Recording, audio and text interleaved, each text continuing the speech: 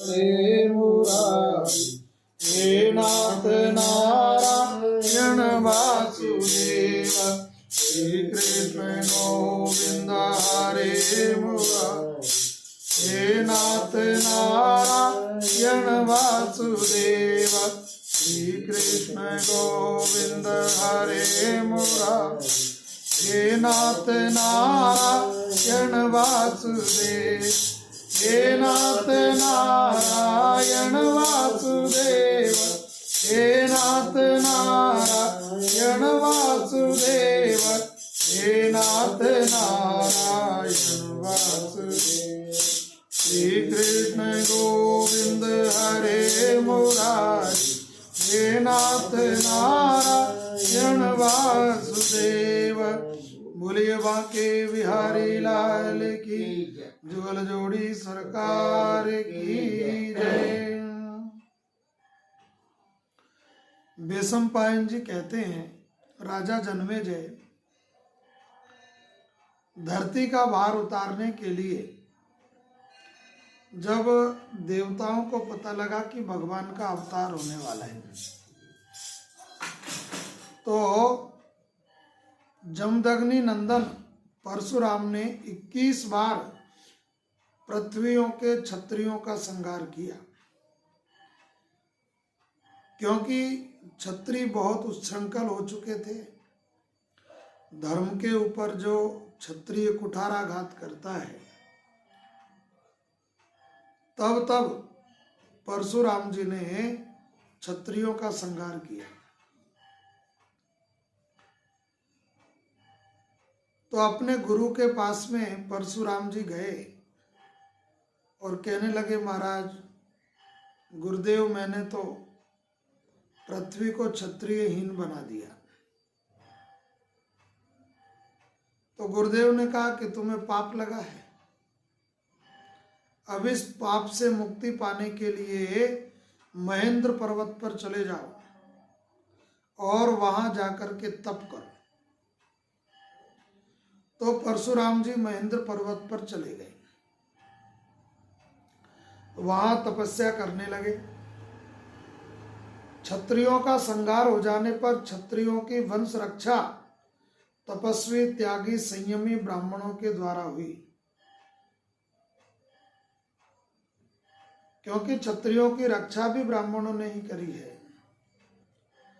कुछ ही दिनों बाद फिर क्षत्रिय राज्य की पुनः स्थापना कर दी।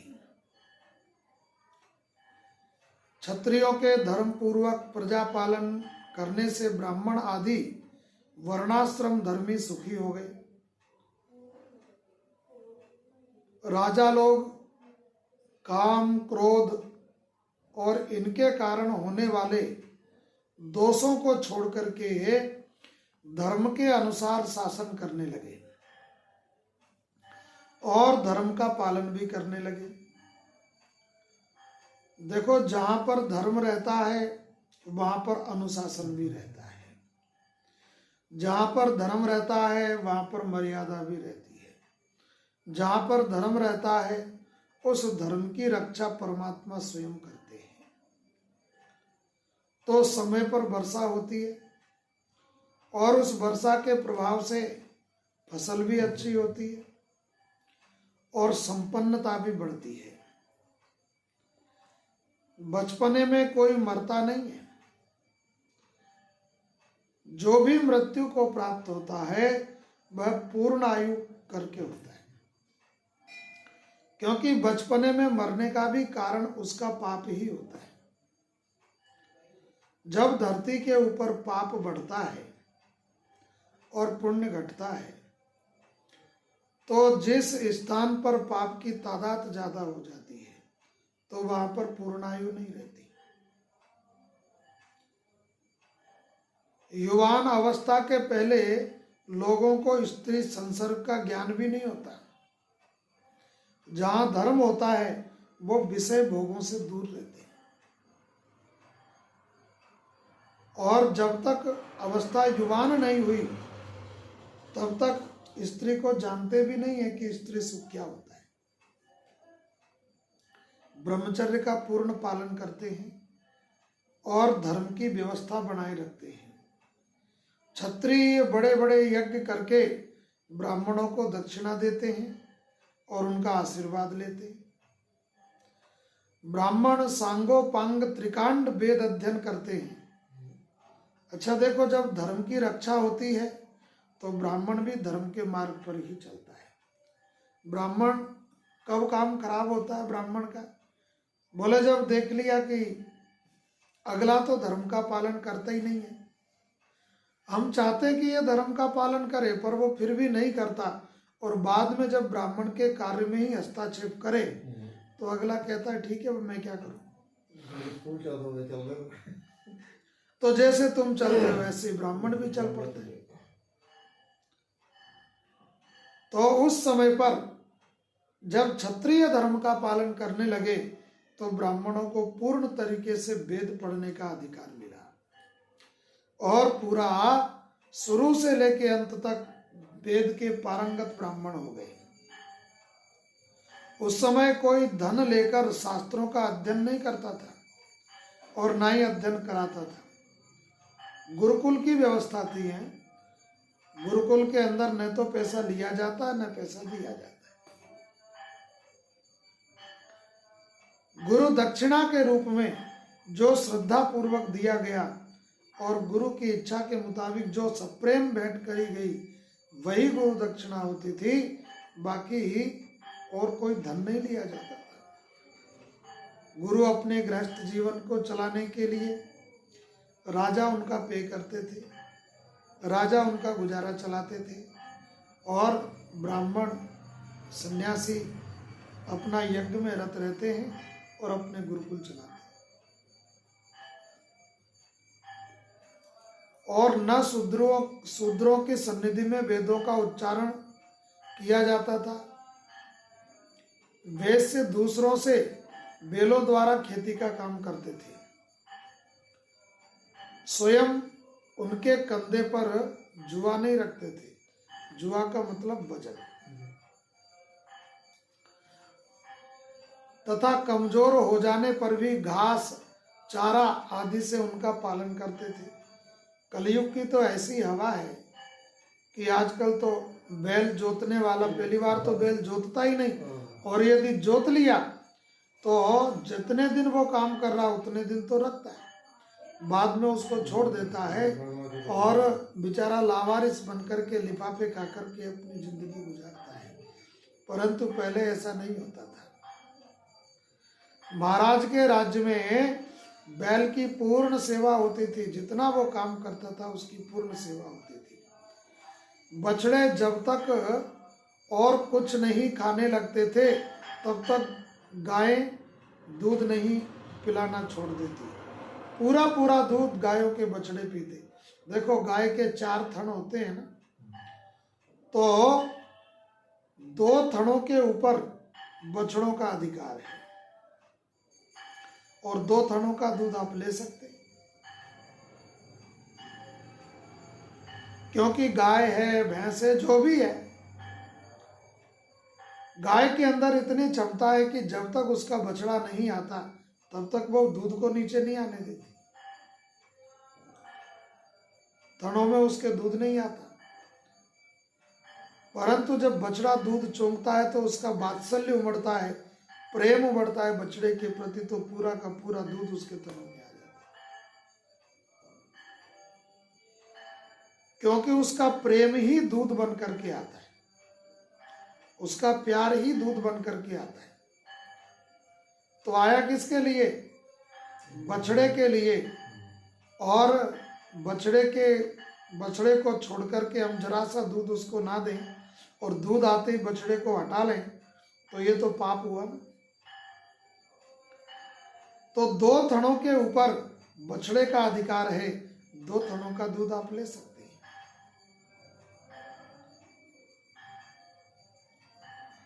उस समय पर गैयाओं को लोग उतना ही दूहते थे जितनी आवश्यकता थी, बाकी पूरा का पूरा दूध बछड़ा पीता था। व्यापारी तोलने जोखने में बेईमान नहीं थे।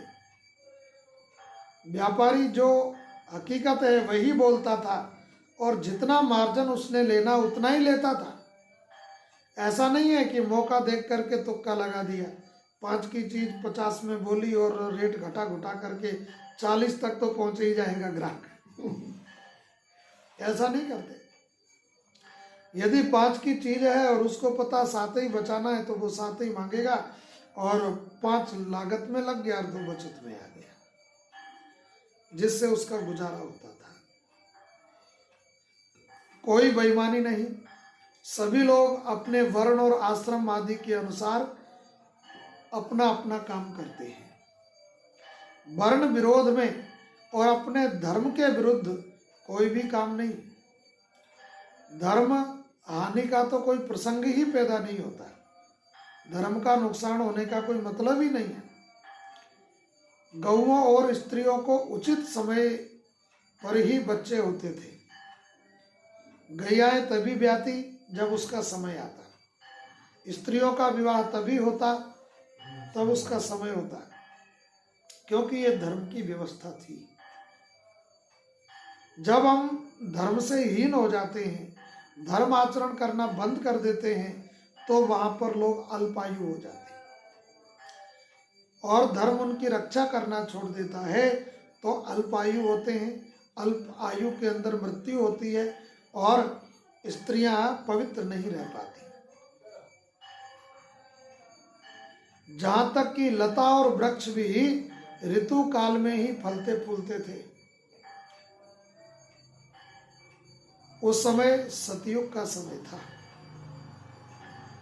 जिस समय इस प्रकार आनंद छा रहा था, उसी समय शत्रुओं में राक्षस उत्पन्न होने लगे। देखो, धर्म के समय पर भी उसी पीरियड के बीच में कुछ समय के लिए राक्षस उत्पन्न होने लगे। उस समय देवताओं ने युद्ध में दैत्यों को बार बार हराया और ऐश्वर्य से च्युत कर दिया, यानी कि उनके ऐश्वर्य से, राज्य अधिकार से उनको हटा दिया। वह न केवल मनुष्यों में बल्कि बैलों, घोड़ों, गधों, ऊंटों, भैंसों और मृगों में भी पैदा हो गए थे। राक्षस इतने खतरनाक थे कि कभी बैल के रूप में भी राक्षस आ जाता है। देखो, भगवान के समय वत्सासुर बन के आया कि नहीं है? कीट पतंगों में भी आ जाते। सर्प अघासुर बनकर के आया कि नहीं? अजगर का रूप लेकर के अघासुर बैठ गया कि नहीं? तो ऐसे ही जानवरों के बीच में भी राक्षस आ जाते थे। मनुष्यों में तो पैदा हो ही रहे हैं, परंतु जानवरों में भी होने लगे थे। पृथ्वी उनके भार से त्रस्त हो गई।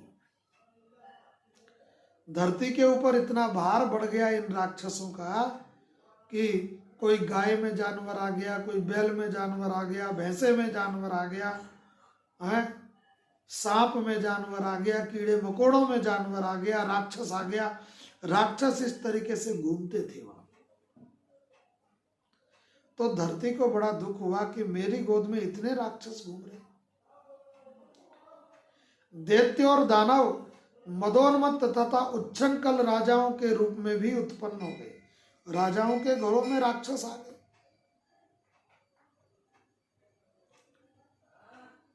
राजाओं के घरों के अंदर राक्षस, क्योंकि उस समय का माहौल राक्षसमय हो गया। उन्होंने तरह तरह के रूप धारण करके पृथ्वी को भर दिया। आजकल आप देखते होंगे कि घर घर के अंदर कलयुग बैठा है कि नहीं? घर घर के अंदर कलयुग बैठा है। बाप बेटे से लड़े समझ में आ जाती है, परंतु बेटा बाप से लड़े कलयुग है कि नहीं? बेटी माँ की आज्ञा माने बात समझ में आती है, परंतु बेटी की आज्ञा माँ माने और माँ बेटी से डरे कलयुग है कि नहीं? और यह कलयुग किसी एक घर में नहीं है, घर घर के अंदर आ गया। तो ऐसे ही उस समय पर घर घर के अंदर राक्षस दौड़ने लगे, अलग अलग रूप धारण करके। कोई किसी का बेटा बन करके आ गया, कोई किसी की बेटी बन करके आ गया, कोई किसी के घर में जानवर बन करके आ गया, कोई किसी के घर में गऊ बन करके आ गया, कोई किसी के घर में कीट पतंगा बन करके आ गया। कुछ भी बन करके आ जाते हैं। और पृथ्वी के अंदर जितनी भी प्रजाएं हैं सबको सताने लगे, क्योंकि हर घर में राक्षस है, तो बाहर वालों को भले ही सतावे ना सतावे, घर वालों को तो सताएगा ना। तो हर घर के अंदर इस तरीके से लोग प्रताड़ित होंगे तो दुखी होंगे कि नहीं। उनकी उच्छृंखलता से पीड़ित और उद्विग्न होकर के पृथ्वी ब्रह्मा जी की शरण में चली गई। उस समय वह इतनी भाराक्रांत हो रही थी कि शेष, कश्यप, दिग्गज भी उसको उठाने में असमर्थ हो गए। धरती के ऊपर बड़े बड़े वृक्षों का भार नहीं होता, बड़े बड़े पहाड़ों का भार नहीं होता, परंतु जो पापी लोग जब धरती के ऊपर उत्पन्न हो जाते हैं तो उनका भार धरती को लगता है।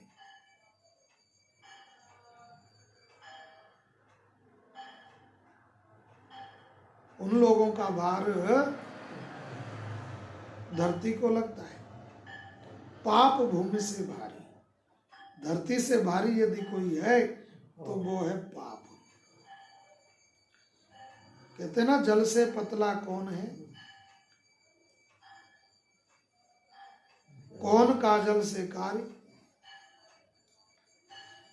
और जल से पतला ज्ञान है, कलंक काजल से कारी।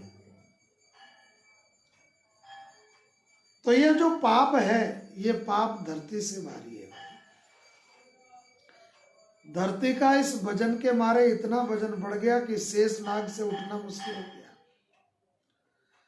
प्रजापति भगवान ब्रह्मा के शरण में पृथ्वी गई और वहां जाकर के प्रणाम किया, और पृथ्वी को ब्रह्मा जी ने कहा, हे देवी, तुम जिस कार्य के लिए मेरे पास आई हो उसके लिए मैं सब देवताओं को नियुक्त करूंगा, सभी देवताओं को तुम्हारी रक्षा के लिए भेजूंगा।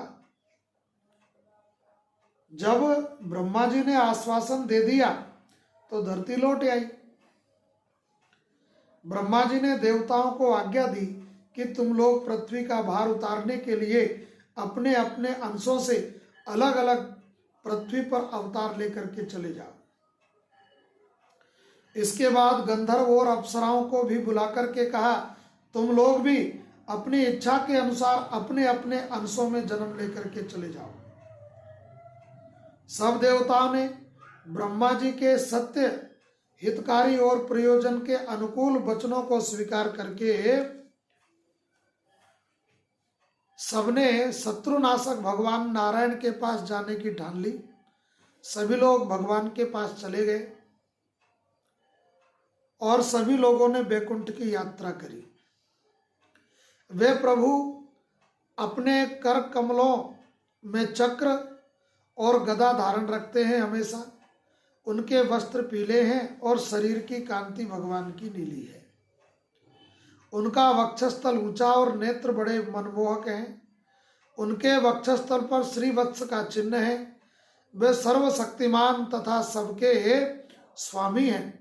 सभी देवता उनकी पूजा करने लगे, भगवान विष्णु की। इंद्र ने उनसे प्रार्थना करी कि हे भगवान, आप पृथ्वी का भार उतारने के लिए अंश अवतार ग्रहण कर लीजिए। भगवान ने तथास्तु कहकर के देवताओं की उस विनती को स्वीकार कर लिया। इंद्र ने भगवान विष्णु से अवतार ग्रहण करने के संबंध में परामर्श दिया। तदनुसार देवताओं को आज्ञा दी और फिर वैकुंठ से चले गए। सब देवता लोग प्रजा के कल्याण और राक्षसों के विनाश के लिए क्रम से पृथ्वी पर अवतीर्ण हो गए। वे अपनी इच्छा के अनुसार ब्रह्मर्षियों तथा राजर्षियों के वंश में जन्म लेकर के मनुष्य भोजी असुरों का संहार करने लगे। वे बचपन में ही इतने बलवान थे कि असुरगण उनका बाल भी बांका नहीं कर सकते थे। जन्मेजय ने कहा, भगवान, मैं देवता, दानव, गंधर्व, अप्सरा, मनुष्य, यक्ष, राक्षस और समस्त प्राणियों की उत्पत्ति सुनना चाहता हूं कि यह कैसे इनका जन्म हुआ। आप कृपा करके इसके बारे में मुझे बताइए। वैशंपायन जी ने कहा, अच्छा, मैं सम्यक प्रास भगवान को प्रणाम करके देवता आदि की उत्पत्ति और नाश की कथा तुमको कहता हूं। ब्रह्मा जी के मानस पुत्र मरीचि हुए। मरीचि के अत्रि, अंगिरा, पुलस्त, पुलह और क्रतु को तुम जानते ही हो। मरीचि के पुत्र कश्यप थे और कश्यप से ही ये सारी प्रजा उत्पन्न हुई। दक्ष प्रजापति की 13 कन्याओं का नाम था दिति, अदिति, दनु, कला, दनायु, सिंगिका, क्रोधा, प्राधा, विश्वा, विनिता, कपिला, मुनि और कद्रु। इनसे उत्पन्न पुत्र पौत्रों की संख्या अनंत है, वो बताना बड़ा मुश्किल है। अदिति के 12 आदित्य हुए। उनके नाम है धाता, मित्र, अर्यमा, शक्र, वरुण, अंश, भग, विवस्वान, पूषा, सविता, त्वष्टा और विष्णु। इनमें सबसे छोटे विष्णु गुणों में सबसे बड़े थे, इतने गुणवान थे वो। दिति का एक पुत्र था हिरण्यकश्यप। उसके 5 पुत्र थे, प्रहलाद, संलाद, अनुलाद, शिवी और बासकल। प्रहलाद जी तो थे ही, प्रहलाद जी की कथा तो सब जानते, परंतु प्रहलाद जी के 4 भाई और भी थे। प्रहलाद के 3 पुत्र हुए, विरोचन, कुंभ और निशुंभ। विरोचन का हुआ बलि और बलि का हुआ बाणासुर। बाणासुर भगवान शंकर का महान सेवक था। वह महाकाल के नाम से प्रसिद्ध थे। धनु के 40 पुत्रों में विप्रचित्ति सबसे बड़ा यशस्वी राजा हुआ। दानवों की संख्या असंख्य है, दानव बहुत हैं। सिंगिका से राहु हुआ, जो सूर्य और चंद्रमा को ग्रसित करता है। क्रूरा से सुचंद्र और चंद्रहंता और चंद्र प्रमर्दन आदि पुत्र पौत्र इनके हो गए। क्रोधवश नाम का एक गण भी हुआ, क्रोधवश नाम का एक इनका गण भी हो गया। दनायु के 4 पुत्र हुए, भिक्षर, बल, वीर और वृत्तासुर। कला से विनाशक, क्रोध, क्रोधहंता, क्रोध शत्रु और काल के नाम के प्रसिद्ध असुर हो गए। भृगु ऋषि से असुरों के पुरोहित शुक्राचार्य का जन्म हुआ। शुक्राचार्य जी भृगु ऋषि की संतान है। इनके 4 पुत्र, जिनमें त्वष्टाधर और अत्रि प्रधान हुए। असुरों का यज्ञ याज्ञ कराया करते थे, ये राक्षसों के गुरु थे। ये असुरों के यज्ञ किया करते थे। ये असुर और सुरवंश की उत्पत्ति पुराणों के अनुसार है। इनके पुत्र पौत्रों की गणना करना बड़ा असंभव है, क्योंकि इनकी गणना करेंगे तो ग्रंथ इनका ही तैयार हो जाएगा। तार्क्ष, अरिष्टनेमि, गरुड़, अरुण, अरुणी और वरुणी ये वैंतेय कहलाए। शेष, अनंत, वासुकी, तक्षक, भुजंगम, कूर्म, कुलिक आदि सर्प कद्रु के पुत्र हुए। भीमसेन, उग्रसेन, सुपर्ण, नारद आदि 16 देव गंधर्व कश्यप पत्नी मुनि के पुत्र हुए। वे बड़े ही कीर्तिमान, बलवान और जितेंद्रिय हैं। प्राधा नाम की दक्ष कन्या से भी अनवध्या, मनुवंशा आदि कन्याएं और सिद्धपूर्णा, बरही आदि देव गंधर्व इनके उत्पन्न हुए। प्रादा से ही अलुम्बासा, मित्रकेशु और विद्युतपर्णा, तिलोत्तमा, अरुणा, रक्षिता, रंभा, मनोरमा, केसनी, सुबाहु, सुरता, सुरजा, सुप्रिया आदि अप्सराएं अतिबाहु, हाहाहुहु और तुम्बरु, ये 4 गंधर्व हो गए। कपिला से गौ, ब्राह्मण, गंधर्व और अप्सराएं उत्पन्न हुई। इस प्रकार मैंने तुम्हें सभी की उत्पत्ति सुनाई। इनमें सर्प, सुपर्ण, रुद्र, मरुत और गौ, ब्राह्मण आदि सभी इसी के बीच में आ जाते हैं। ब्रह्मा के मानस पुत्र 6 ऋषियों के नाम पहले ही मैं तुमको बता चुका हूं। उनके 7वें पुत्र थे स्थाणु। स्थाणु के परम तेजस्वी 11 पुत्र हुए।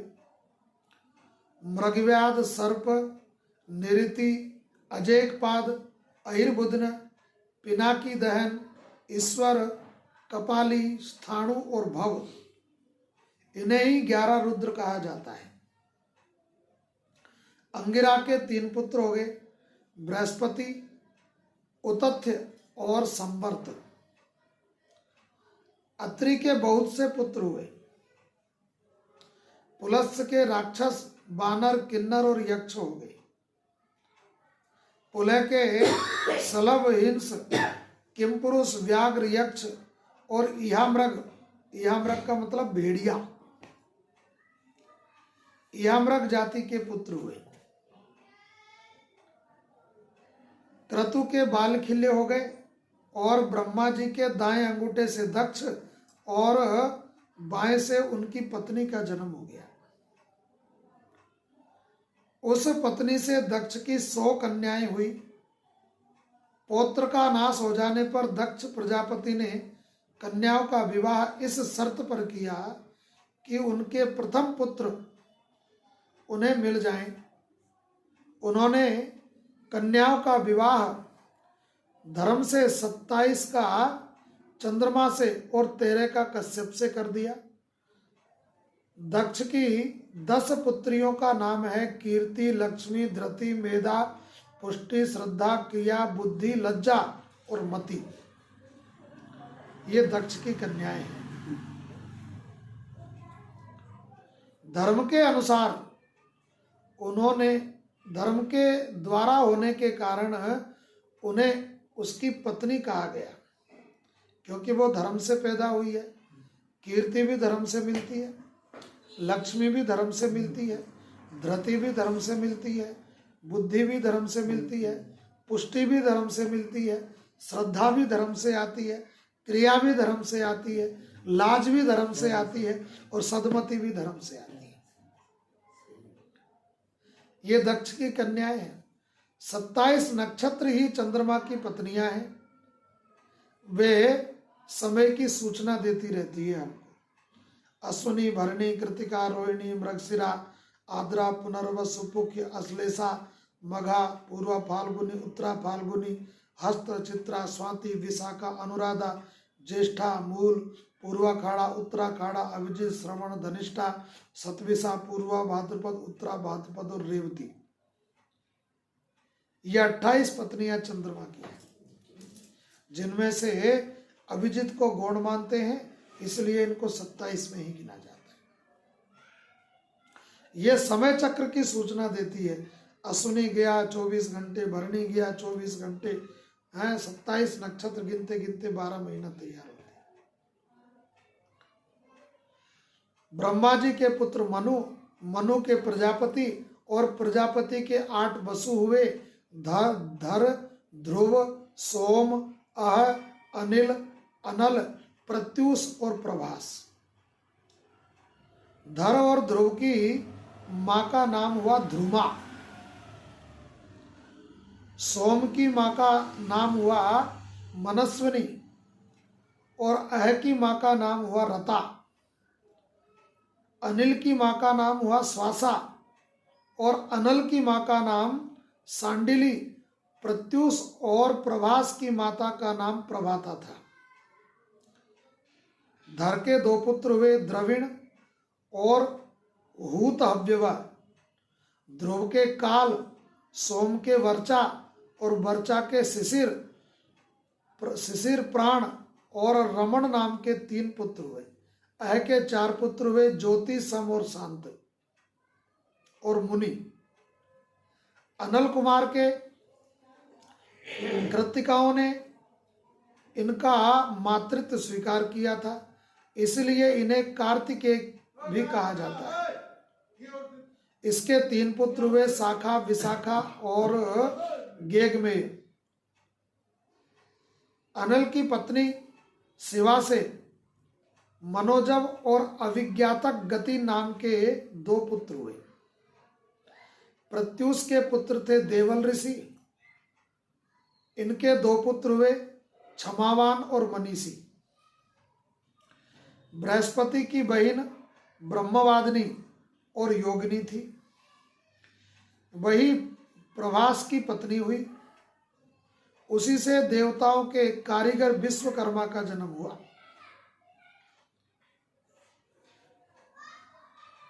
उन्होंने ही देवताओं के भूषण और विमानों का आविष्कार किया, उनका निर्माण किया विश्वकर्मा ने। मनुष्य भी उन्हीं की कारीगरी के आधार पर जीवित है। ये सब जो नक्शे तैयार हो रहे हैं, ये सब विश्वकर्मा की कारीगरी है। भगवान धर्म ब्रह्मा जी के दाहिने स्तन से मनुष्य के रूप में प्रकट हो गए और उनके 3 पुत्र हुए, सम, काम और हर्ष। उनकी पत्नियों का क्रम से नाम है प्राप्ति, रति और नंदा। सूर्य की पत्नी बड़वा और बड़वा से अश्विनी कुमारों का जन्म हुआ। अदिति के 12 पुत्रों की गणना की जा चुकी है पहले। इस प्रकार 12 आदित्य, 8 वसु, 11 रुद्र, प्रजापति और वसटकार, ये मुख्य 33 देवता होते हैं। इनके गुण भी है, वैसे रुद्रगण, सांध्यगण, मरुदगण, वसुगण, भार्गवगण, विश्वेदेवगण, गरुड़, अरुण और बृहस्पति गणना आदित्यों की करी जाती है। अश्विनी कुमार, औषधि और पशु आदि की गिनती गुह्यक गण में है। इन देवताओं का कीर्तन करने से सारे पाप नष्ट हो जाते हैं। महर्षि भृगु ब्रह्मा के हृदय से प्रकट हुए।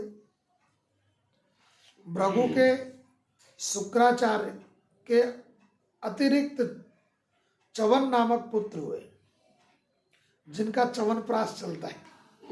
ठीक है। ये अपनी माता की रक्षा के लिए गर्भ से निकल आए, समय से पहले जन्म ले लिया। उनकी पत्नी का नाम हुआ आरुणी। इनकी जंघा से औरव का जन्म हुआ। औरव के ऋचिक और ऋचिक के जमदग्नि हो गए। जमदग्नि के 4 पुत्रों में एक पुत्र का नाम, छोटे पुत्र का नाम पड़ा परशुराम।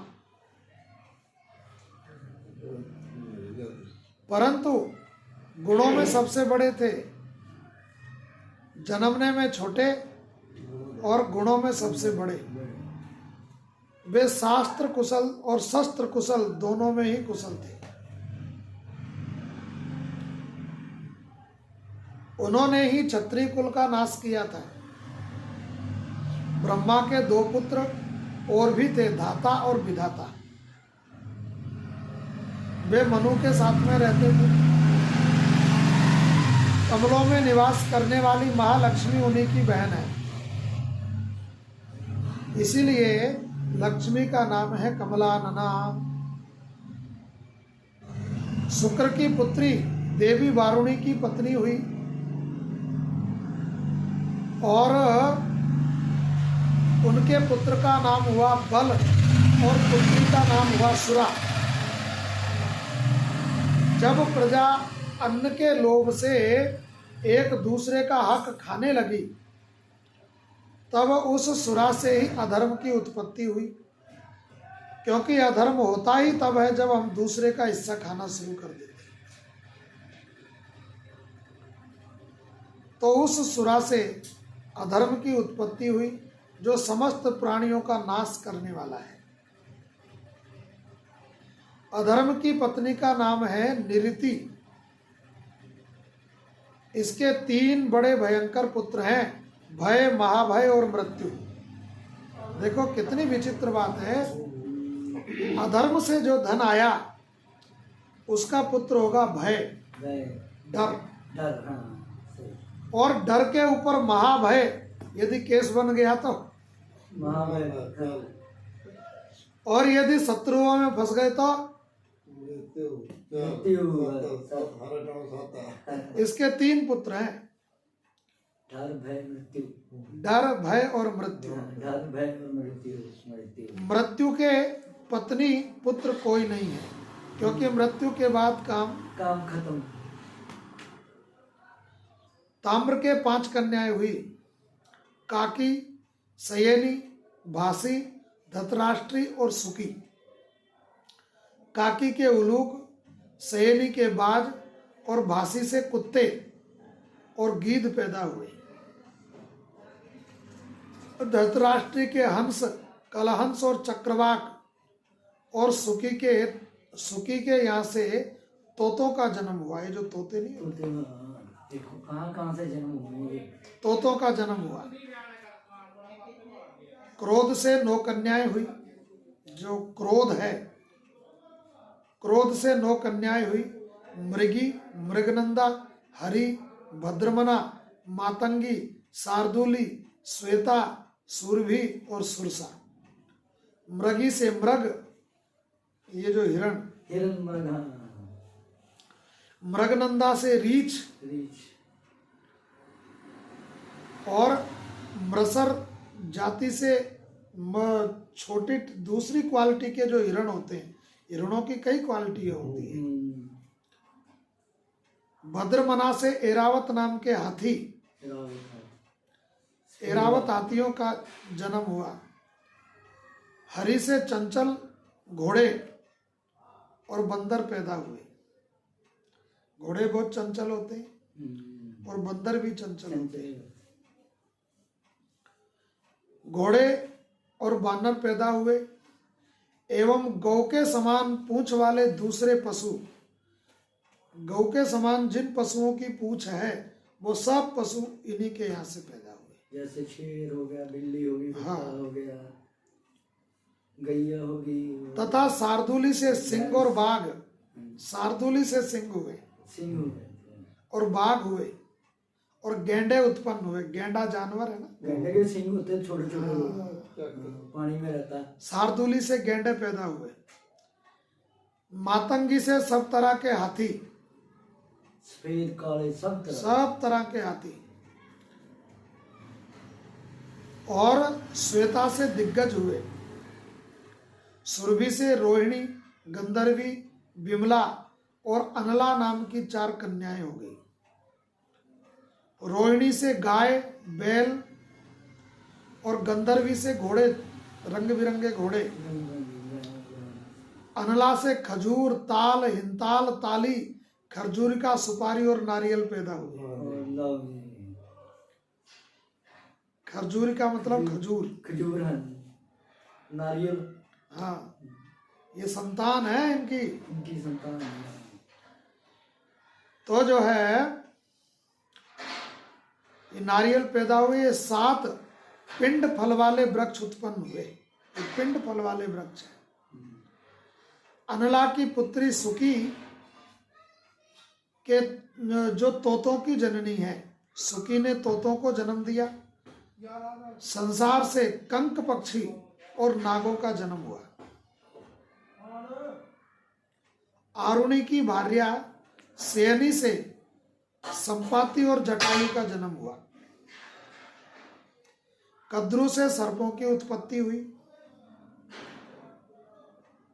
जो कही जा चुकी है। इस प्रकार मुख्य मुख्य प्राणियों की उत्पत्ति का वर्णन मैंने तुमको कर दिया।